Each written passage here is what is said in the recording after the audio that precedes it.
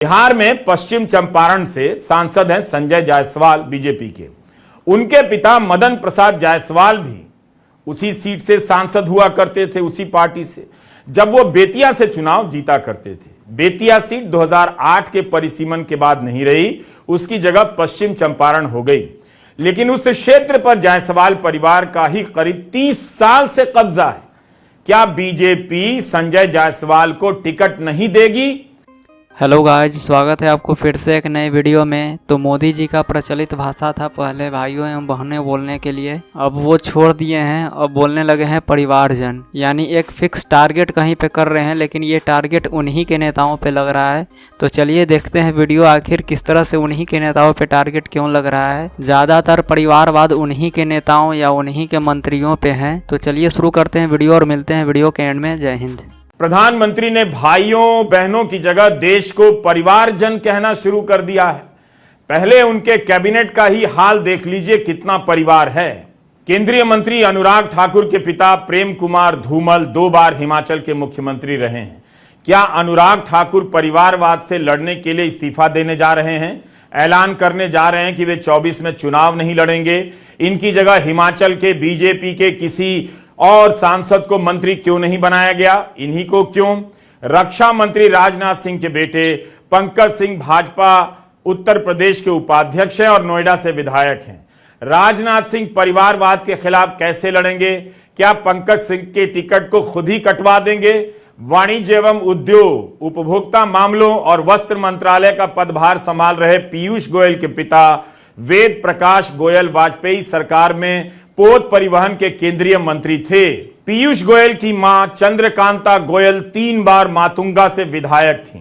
क्या पीयूष गोयल अपने विभिन्न विभागों से इस्तीफा दे देंगे?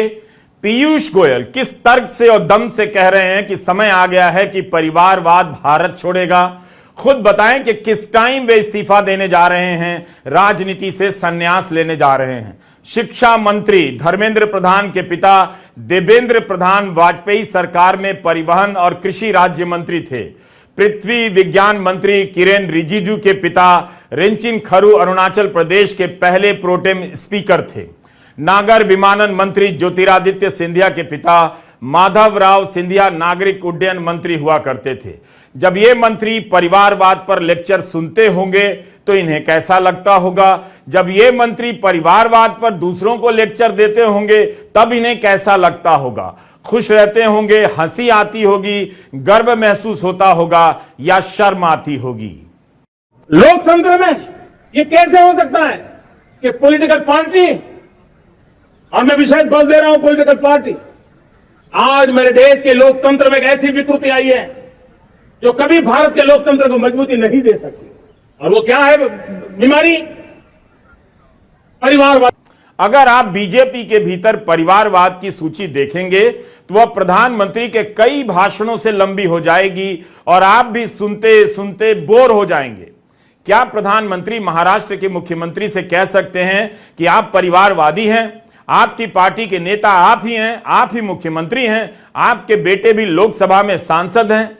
रामविलास पासवान की पार्टी तोड़कर जब उनके साथ आई तो उसमें भी सारे के सारे उनके ही परिवार के लोग थे।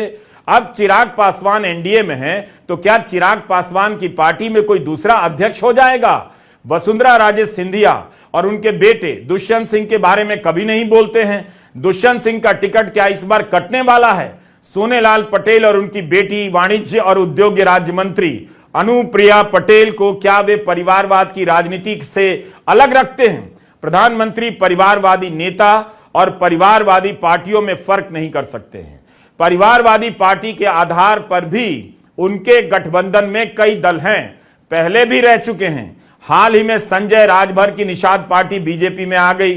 क्या प्रधानमंत्री इन सभी से लड़ने वाले हैं? चिराग पासवान इस लड़ाई में कैसे साथ देंगे? संजय निषाद से वे कैसे लड़ेंगे? कैसे उन्हें उनकी पार्टी से बाहर कर देंगे? परिवारवाद के खिलाफ संसद भवन के परिसर में बैनर लेके खड़े हैं। गांधी जी की मूर्ति के नीचे खुद इनके पिता चंद्रशेखर प्रधानमंत्री रह चुके हैं। क्या नीरज शेखर ऐलान करने वाले हैं कि वे परिवारवाद के विरोध में राजनीति से संन्यास ले रहे हैं, अब चुनाव नहीं लड़ेंगे? गोपीनाथ मुंडे की बेटी पंकजा मुंडे बीजेपी की राष्ट्रीय सचिव हैं। क्या वे परिवारवाद से लड़ते हुए बीजेपी से इस्तीफा देने जा रही हैं? बिहार में पश्चिम चंपारण से सांसद हैं संजय जायसवाल बीजेपी के। उनके पिता मदन प्रसाद जायसवाल भी उसी सीट से सांसद हुआ करते थे, उसी पार्टी से, जब वो बेतिया से चुनाव जीता करते थे। बेतिया सीट 2008 के परिसीमन के बाद नहीं रही, उसकी जगह पश्चिम चंपारण हो गई। लेकिन उस क्षेत्र पर जायसवाल परिवार का ही करीब 30 साल से कब्जा है।